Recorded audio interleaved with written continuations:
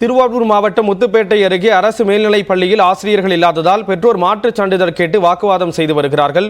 விவரங்களை தருகிறார் செய்தியாளர் ராஜசேகர். பெற்றோர் தரப்பில் என்ன குற்றச்சாட்டு முன்வைக்கப்படுது? ஸ்ரீராம், திருவாரூர் மாவட்டம் முத்துப்பேட்டை வட்டத்திற்கு உட்பட்ட தில்லைவிளாகம் கோவிலூர் பகுதியில் பாத்தீங்கன்னா அரசு மேல்நிலைப் பள்ளி செயல்பட்டு வருகிறது. இந்த பள்ளியில 6ஆம் வகுப்பு முதல் 12ஆம் வகுப்பு வரை செயல்பட்டு வருகிறது. 15 ஆசிரியர்கள் பணியாற்ற வேண்டிய நிலையில 4 ஆசிரியர்கள் மட்டுமே இந்த பள்ளியில் பணியாற்றி வருகிறார்கள்.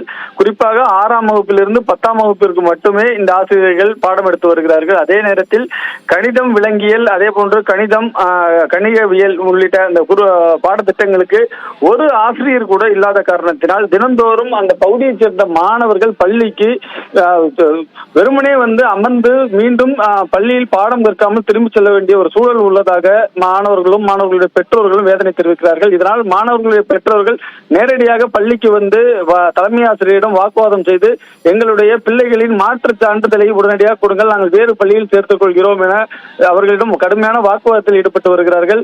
குறிப்பாக இந்த பள்ளியில் ஏற்கனவே 400க்கும் மேற்பட்ட மாணவர்கள் பயின்று வந்த நிலையில தற்பொழுது 180 மாணவர்கள் பயின்று வரக்கூடிய ஒரு சூழல் நிலவுகிறது. இதே சூழல் நிலவியதால் மீண்டும் பள்ளியில் மாணவர்கள் குறையக்கூடிய ஒரு சூழலும் நிலவும் எனவும் பெற்றோர்கள் தெரிவிக்கிறாங்க.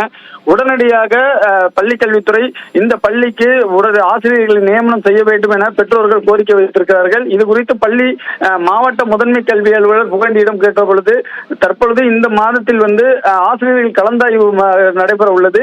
இதில் அந்த பள்ளிக்கு தேவையான ஆசிரியர்களை நியமிப்பதற்கான நடவடிக்கை மேற்கொள்ளப்படும் எனவும் பள்ளி மாவட்ட முதன்மை கல்வி அலுவலர் புகழேந்தி தெரிவிச்சிருக்காங்க.